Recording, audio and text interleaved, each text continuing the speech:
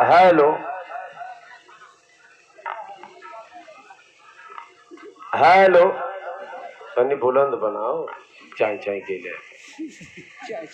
Paste डाल के तनी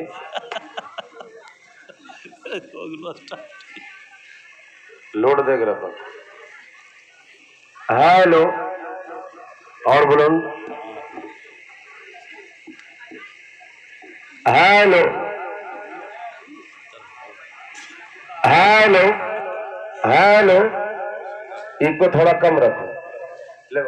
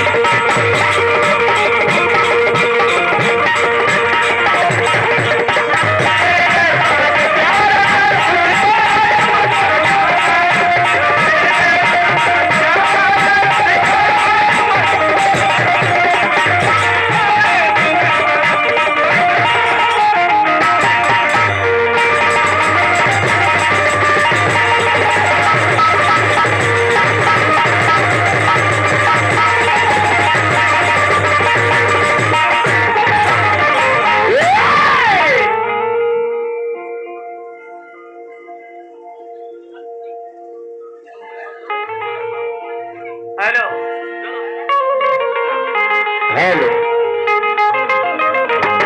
समय कम बा, फास्ट में भागो।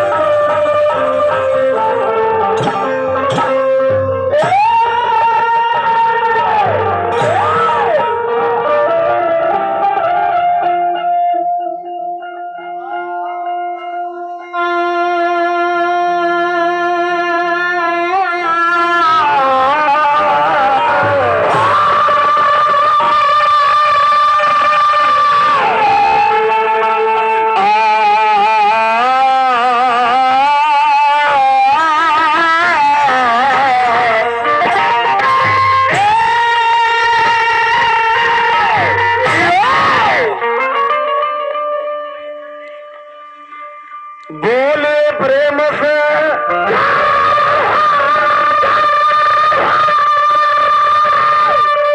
सब कोई गजानंद भगवान की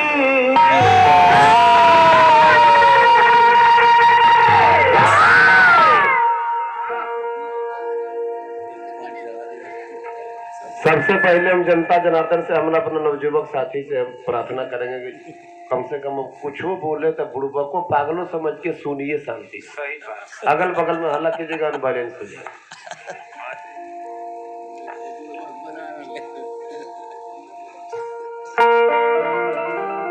परम आदरणीय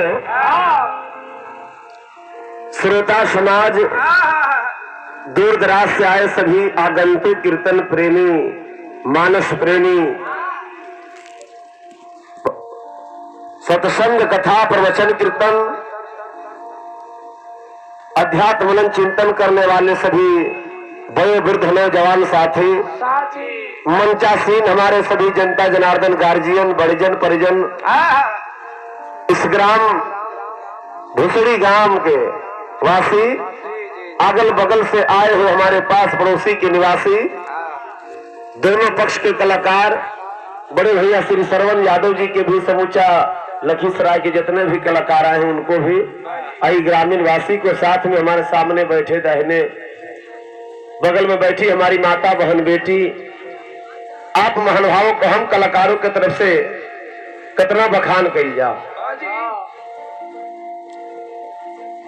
सत्संग, कथा, प्रवचन, कीर्तन, अध्यात्म मनन चिंतन भी है। इस गांव में आंगन आंगन में तुलसी है तो घर घर में गोपालन भी। सब कुछ है, लेकिन आप महानुभावों को सेवा, सत्कार, आदर, सम्मान, अभिनंदन करने के लिए हमारे पास आज कुछ नहीं। न मेरे पास रोड़ी है, न मेरे पास चंदन है, समय का भी बंधन है। इसलिए आप महानुभावों को बार बार लगातार हार्दिक अभिनंदन। बहुत दिन के बाद हमने के मौका मिलेला अपना क्षेत्र में गाय बजाओ के, बहुत इच्छा जागता है। लालटेन चारों अंजोरा करेला, लेकिन उकर पेनिये भी अन्हार रहेला।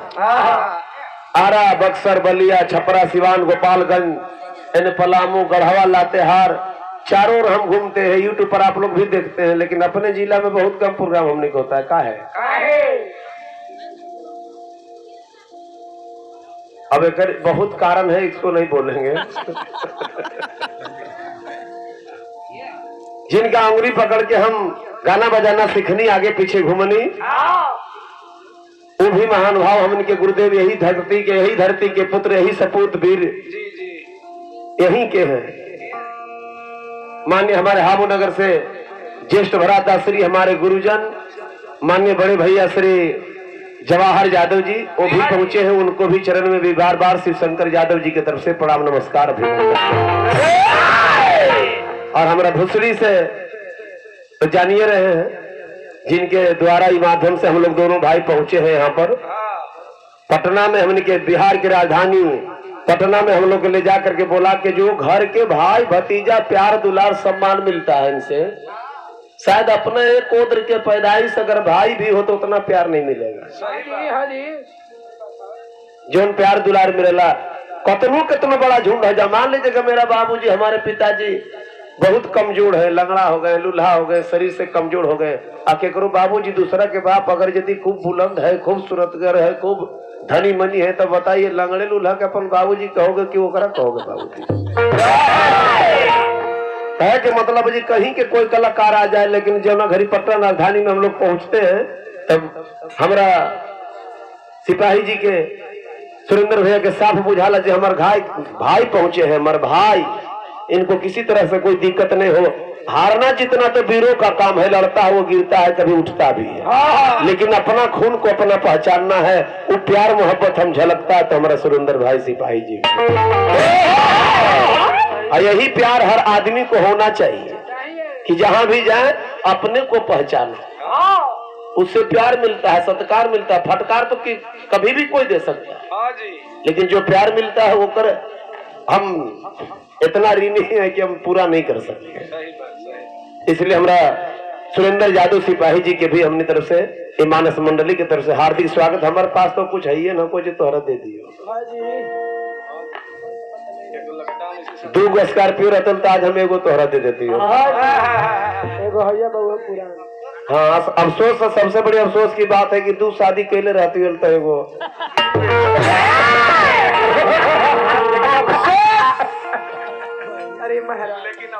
अफसोस है। चलिए सब हंसी मजाक होते रहे, जब तक हमारे जनता जनार्दन में खुशहाल ना होता है तो गाना बजाना आनंद में नहीं आता ना जी। खाली गीतिए सुने नहीं तो कैसेटवो सुन के रहते वो धूल को चीज मेरे तीन आई चलो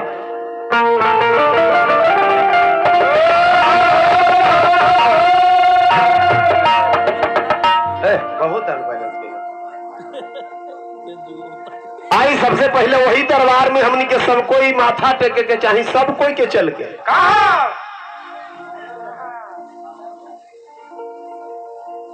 वह दरबार में चली जौना दरबार में सब कोई जाला, देवता दानव साधु संत महात्मा जोगी जुगेश्वर पंडा पुजारी गायक नायक विधायक लायक नालायक जोगी रोगी भोगी ढोंगी निरोगी तान पहलवान बेईमान विद्वान धनवान अंधरा काना मन सारी दुनिया के जितना भी है अपने आप के सब कोई वह दरबार में जाला। किनकर दरबार हो? किनकर? बोल पैगंबर सिंह बताओ। हाँ हाँ महादेव, हर हर महादेव भोलेनाथ के दरबार ऐसा है भैया जी, जिनका दरबार में सब केहू जाला। हर देवता से विचित्र इनकर रहन सहन व विचार करी। खुद बैठे शंकर जी पास हाथ बैल पर और उनकर पत्नी पार्वती बैठती है शेर पर। बड़ बेटा कार्तिक जी बैठे उनकर बड़का बेटा 6 मुड़ी वाला आप लोग फोटो में भी देखे होंगे मोर पर।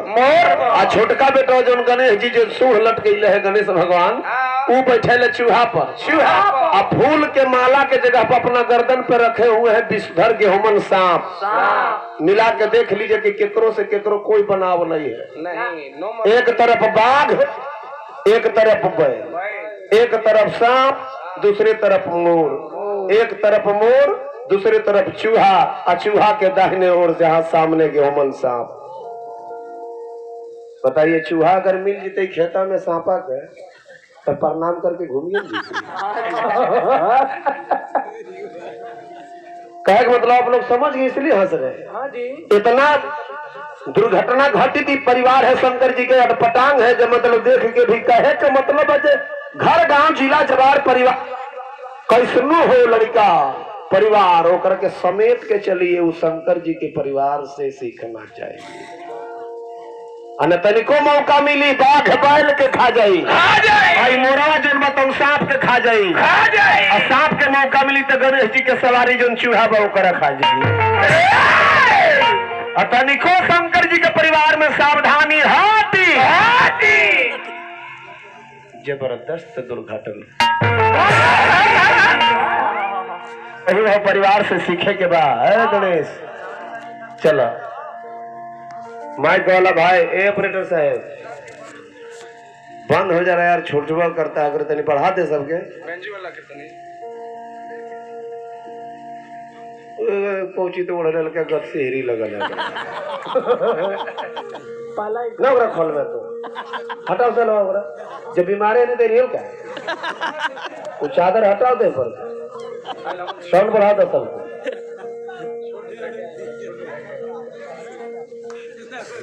पूरा बोझे कौन हो रही है बेंजुआ वाला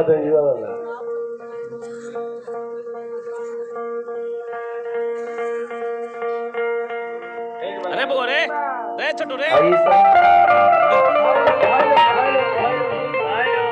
वही भगवान शंकर जी से भक्त जाके तो होता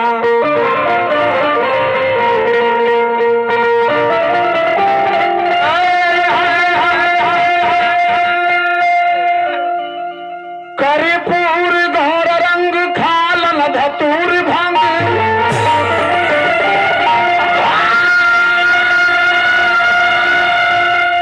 पार्वती संग देखी देव लोग दंग से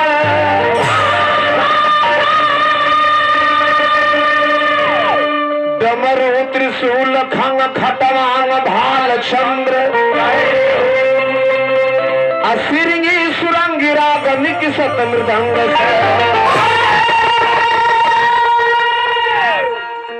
रूप राशि अड़भंग रहते विचित भंग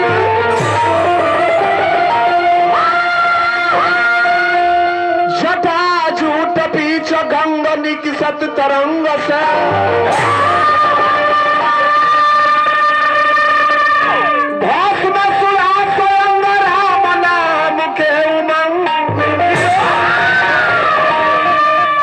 विषधर भुजंग फुफकारत बेढंग से बोलिए शंकर भगवान की। चलो अब तनी यही डमरू से भोलेनाथ के परिवार में प्रमोशन में भैया जी सब कोई गौर कीजिएगा। गांव घर के लोग हैं सब समझिए प्रमोशन वही है जिसका परिवार में प्रमोटेड परिवार वह कहा जब बाप से बढ़ के दुनिया में बेटा नाम कमावे। हाँ जी बाप अगर दरोगा है तो बेटा एसपी होने के चाहिए तब बेटा के नाम हो। इनके बाप एसपी है अब बेटा होमगार्ड के फार्म भर के तैयारी कैले कहीं कहीं प्रमोशन में भी डिमोशन दिखाई पड़ता है। वो कैसे तो सब कुछ बतावे पर मैंने बाप अगर एक आंख के हो जाए तो बेटा आंखिए फोड़ के सूरदास हो जाए। बाप छोटा मोटा पॉकेट मार है तो बेटा होलसेलर डकैत हो जाए। हाँ वो ना होने के चाहिए जिकरा से विकास होकर और चले। तो चलिए वही माता जो भोलेनाथ के डमरू से संगीत के आविष्कार भइल धरोहर के रूप में माता विद्या की अष्टात्री देवी माँ सरस्वती के सुपुर्द कर दिहल की जाए भगवती संसार में जगत में दुनिया में नाम कमाओ। बजा के कह दो बजा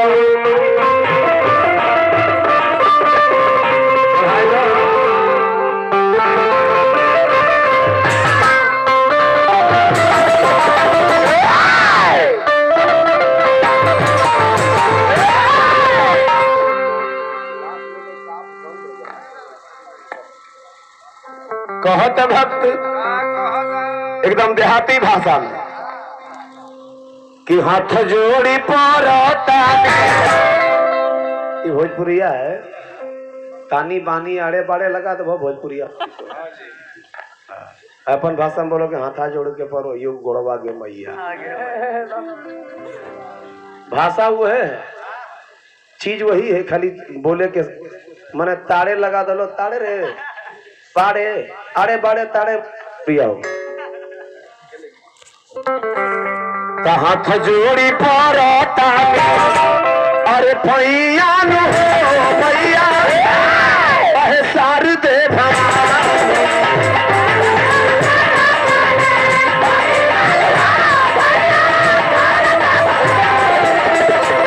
जोड़ी पड़ता भैया मैया सर दे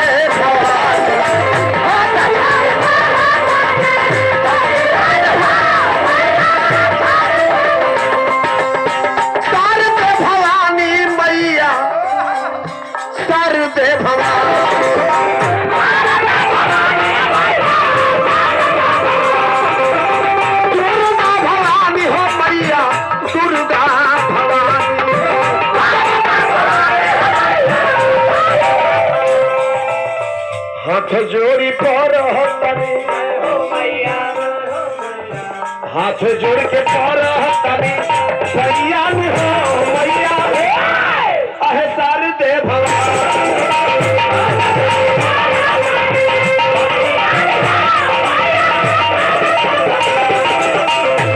जोड़ी पर भैया के भैया सार दे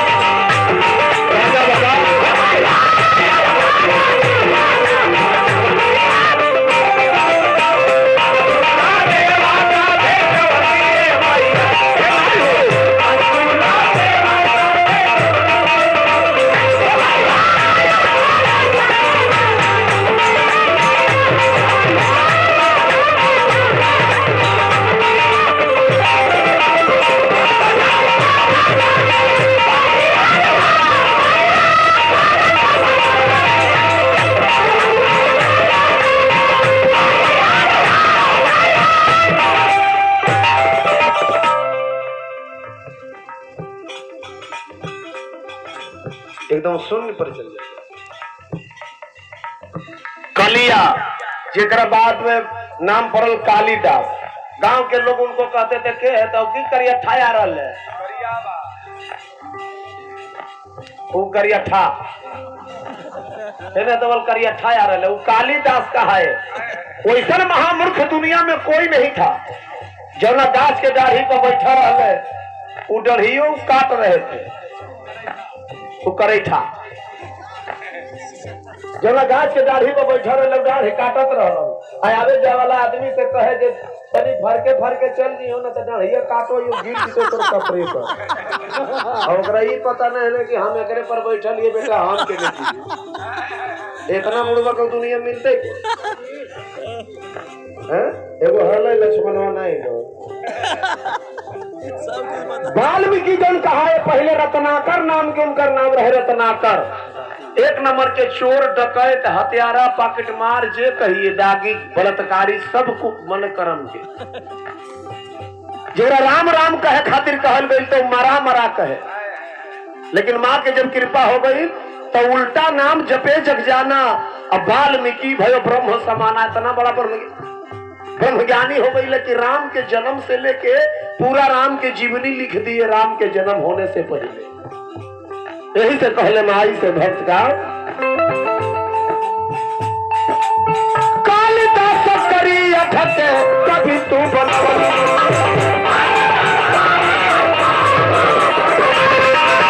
कालिदास करी अठते कभी तू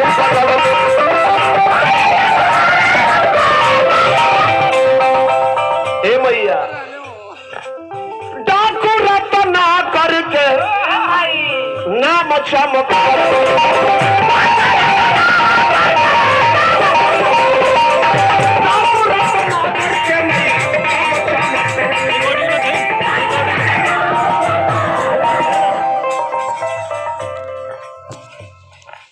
धीरे बजाना भी बहुत बड़ा कला है। तेजी में बजाने वाला मतलब जो कम बजाने का लूर है तेजी में निकल जाएगा। खग जाने खग के भाषा धीरे कर दे होता तो देखे नाम देखे कितना बढ़िया श्री देवी यादव सिपाही जी के पिताजी जिनका मन हमरा हाँ बेसी पैसा मिलता हो कि सिटी बजे कमार में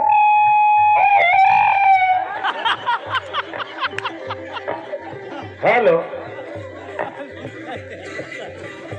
उनका तरफ से आशीर्वाद के रूप में 500 रुपए का पुरस्कार मिलल। हार्दिक स्वागत अभिनंदन चरण स्पर्श बा। यह परिवार में सुख शांति के बहाल होखे ये हनुमंत लाल जी की कृपा हो। कालिदास करी अठते कभी तो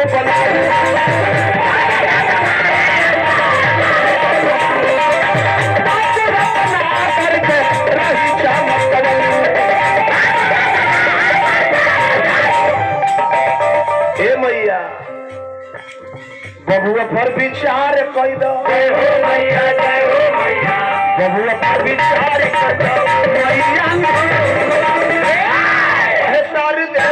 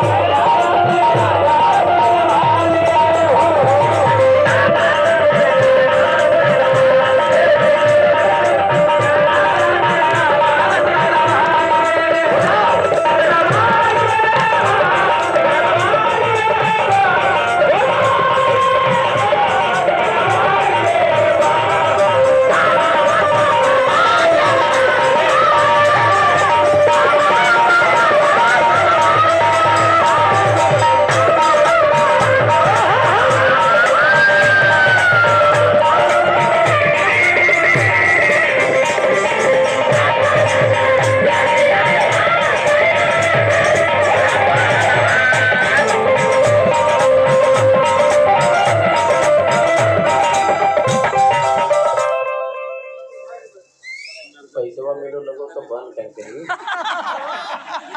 ओकरे खातिर में मुंह चिर ले नाचे प्रोग्राम शुरू हो गया।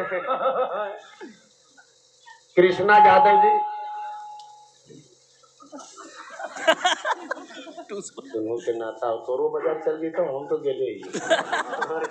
कृष्णा यादव जी अड़ुआरा अरुआरा लिखल है कहल जाए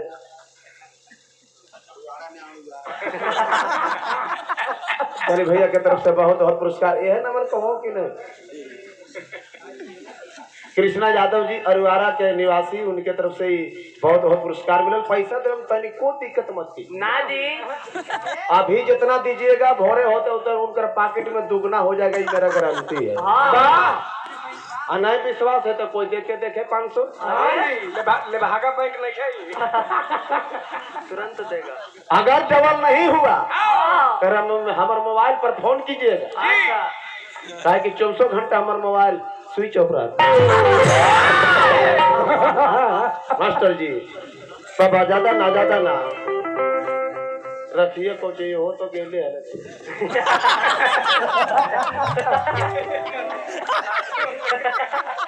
आयरन करम तो वो दिख पॉकेट कुछ सब निकाल लास्ट में क्या कहेगा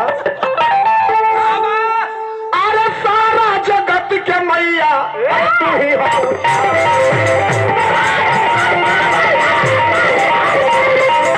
सारा जगत के मैया तू ही हो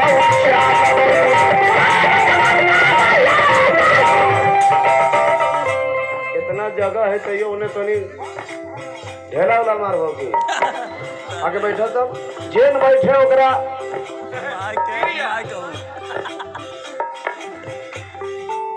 हम सब हाई तोहरा गोदिया के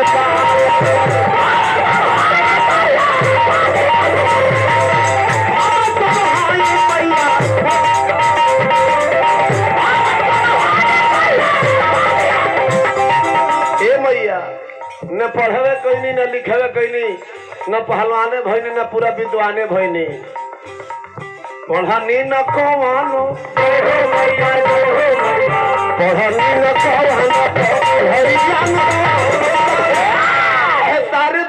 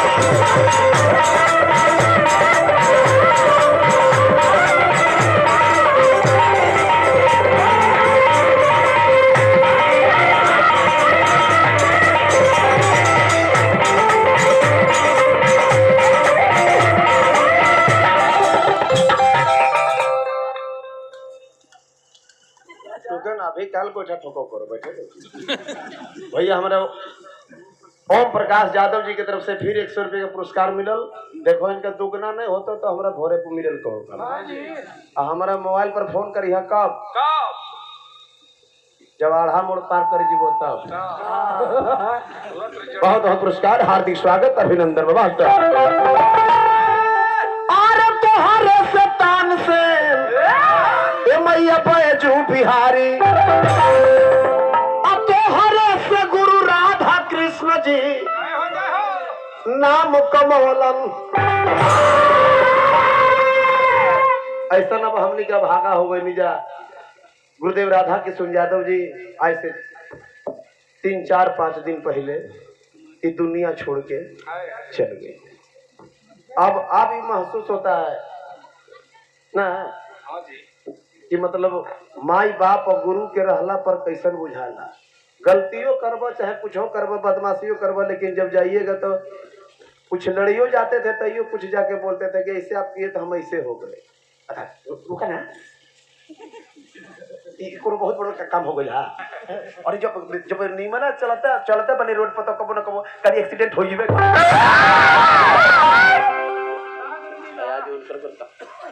सब खोपड़ी में अरे तोहरे से तान से अबे जू बिहारी, तोहरे से राधा कृष्ण जी व्यास भइलन भारी। हमनी सब जंगल झाड़ झारखंड में क्या करते हैं कि जीवन भर चरावता, जीवन भर चरावता। अरे गैया न तार देव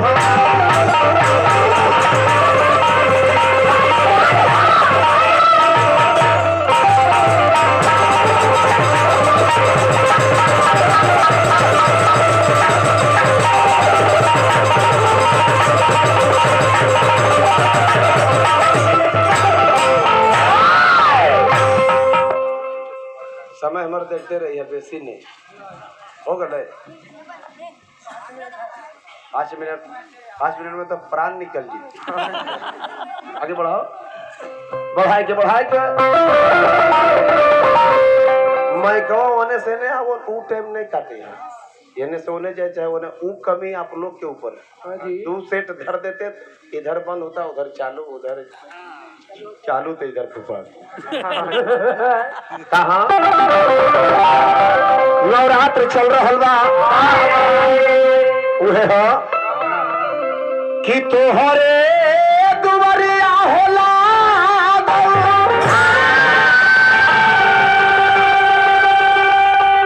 अरे भगतन के बजरिया ए मैया नजरिया हो फेरा।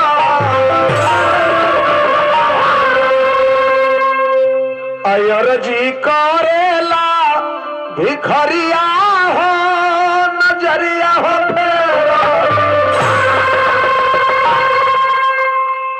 बिना झाल वाला भी गाइएगा, हमारे सोच गीत रो, हमरा टेढ़ बड़े बेन करो तो जाऊंगा।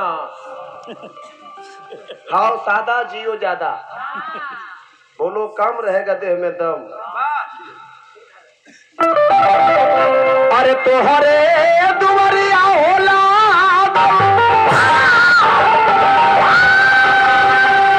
अरे भगतन के बजरिया ए मैया नजरिया हो फेरा। अयर जी करेला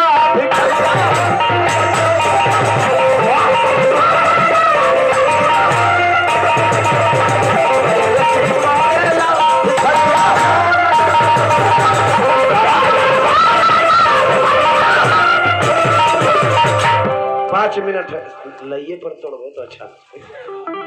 कहा देखिए माँ के कृपा जब हो जाला भैया जी तो अंधरों के रास्ता लोग के लगला। जे अंधा आदमी के आप लोग देखे होंगे, हमने के आंख है तो यो ठेस लग जाए। जा रहे तू गोला दे करो, लेकिन धीरे धीरे धीरे काका धीरे ना के मुंह टूट जी एतन को ढलानी आंख हो तो यो तो रास्ता में सोचो के नहीं कोई था।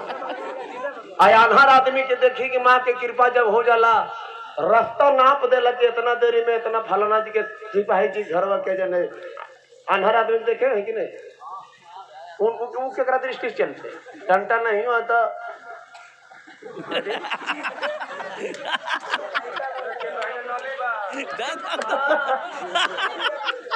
केकर कृपा से, माँ की कृपा से, भगवती की कृपा से। यहाँ तो देखे को सांपों में देखे थे, सांपों में कि जो नहीं पौलवा नहीं रख देते हैं नहरिया पर, तो पौलवा पर से पार होके दूसरा शिव जी के मंदिर है, ओकरा में जाके पूजा करके चला था। नहा के ओकरे पर पूजा करके उतर के चल रहा। केकर कृपा? माता के मैया नहीं तो बाबू को बाबू के कुछ ना। अरे तोहरे दया से अंधरा अरे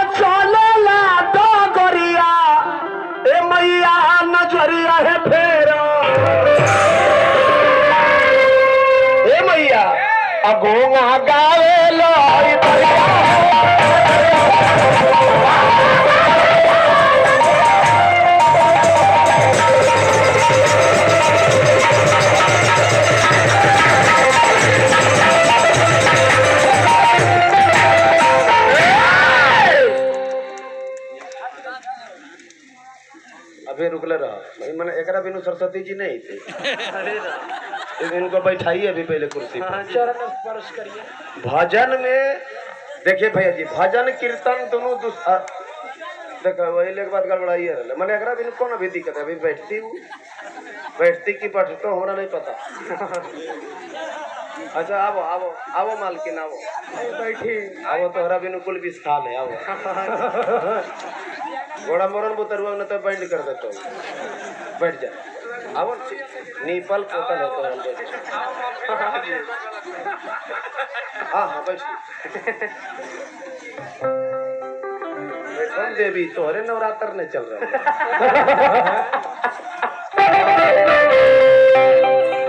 अब समय के अभाव ऐसे हनुमान जी के कहे के बाद कैसे माने सबसे जगता देवता सबसे जीवित देवता रे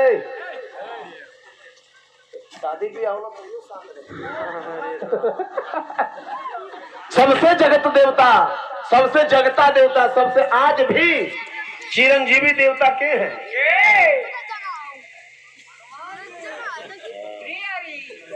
एक नंबर के हैं बजरंगबली। ये आज भारत के कोना कोना में जंगल में झाड़ में पहाड़ के गुफा दरार में देहात में शहर में चौक पर चौराहा पर सबसे ज्यादा मंदिर कौन देवता का मिलता है बजरंग बजरी के बजरंगबली वही हनुमंत लाल जी के माता सीता जी खुद पूजा की है हनुमान जी के और उसी समय से हनुमान जी के पूजा होकर लगल मूर्ति मृत लोक में।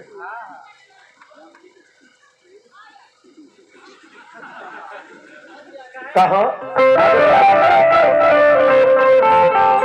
तो वह धुन आवा एकदम साधारण धुन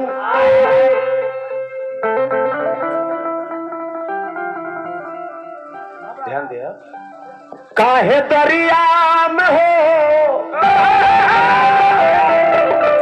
काहे दरिया अन खोजे ला इनार जगत में केहू यार नहीं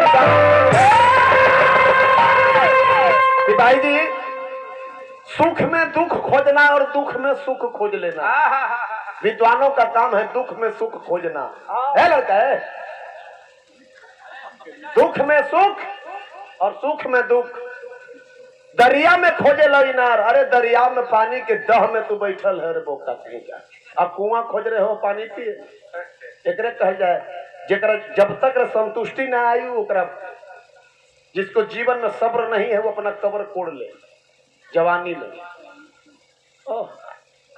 उसड़ी मकान बनिए के बजरंगबली कृपा होते तो पूरा बना देते ओजो बन गए का भोसड़ी में दिन नहीं बीतो आज यदि ओजो बजरंगबली बना दिए तो पटना में बन जीते और बढ़िया काहे हो दोनों जगह में अटेबे न करो तो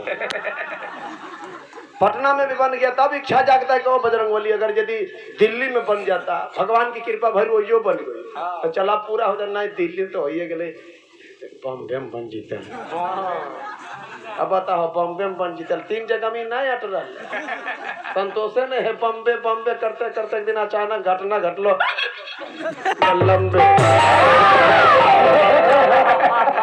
एकरे कहल जाला कि सुख में दुख खोजना एक जगह उ रहता तो जीवन सुखी से बीत जाता ओकरा बेटा बनाते बनाते बनाते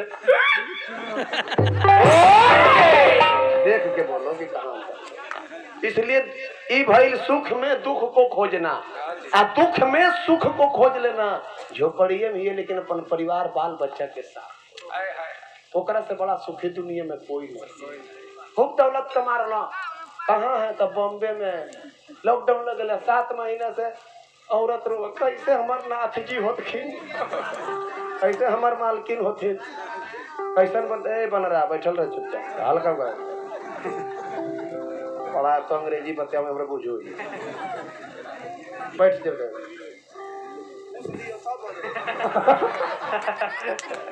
गांधीरा हमरा ना कुछ बोला चला लंबा चलो हटाइबा के नहीं तो वही बजरंगबली से भक्त कहा करता के बतोहरा जैसन जग में बलवा भगवान जी के बतोहर जैसन दुनिया में बलवान बजरंगी महा अबीर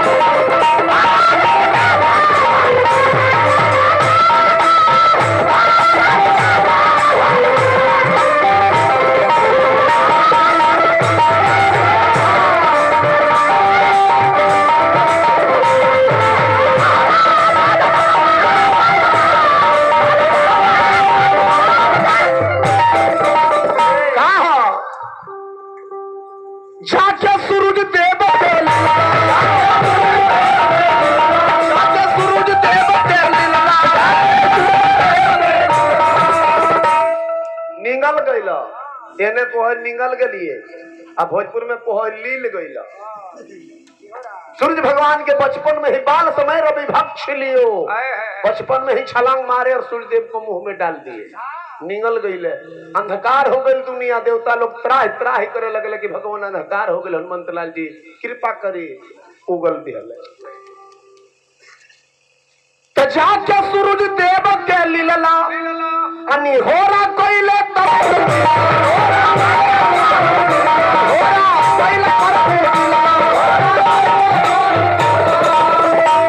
के बरौरा जैसन जग में ज्ञानवा लिखल बगे अतुलित बल धामम हेम स्वर्ण सैलाभ दे हम तनुज बन कृषानो ज्ञानी नाम अग्रगण्यम, ज्ञानियों में सबसे अग्रगण्य।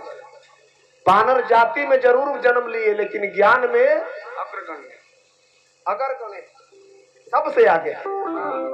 कहा के बरौरा जैसन जग में विद्वान बजरंगी महावीर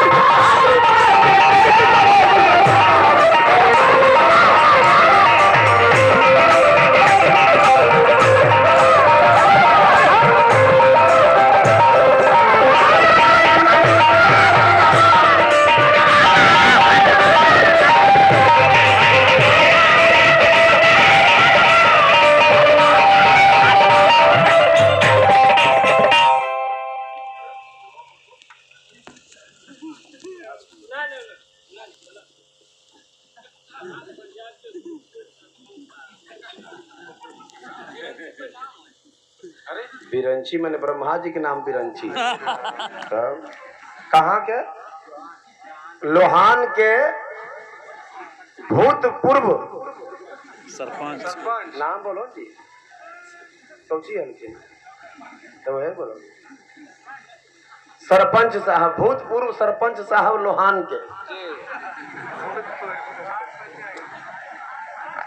कौन ऐसे बता क्यों है? तो बोले पर बहुत बोल, जिनकर नाम से पैसा न बोले पर तो बोल पंचायत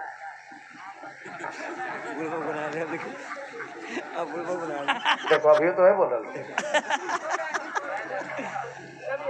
लोहान पंचायत के भूतपूर्व सरपंच कुलदेव जाते हैं। हाँ ठीक बोल रहे हो, सुनो अच्छा ठीक है भैया, जे बोल लो तो अरे सही है। हमने तरफ से हार्दिक स्वागत, प्रणाम, नमस्कार, जय जयकार। फिर ले जा अब गड़बड़ाइए के लिए तो दोहरा के पैसा दे के सुधरवा लिया है। एकदम टेंशन की है, कुल खानदान कुल परिवार अपने है। ये एक बारी में नहीं सुधरते, दो बारी में देख के सुधरते, दूसरा में नहीं सुधरते, तीसरा बारी में सुधरते, रात भर सुधारते सुधारते जितना पैसा दे के फिर अपने सुधर के चलते। अभी गाँव आगा लालू यादव पर गए वो तो 51,000 लगते। हाँ पहले ले ले, अब बयानमा 5,000 कहा वो है मनोरंजन के लिए। हम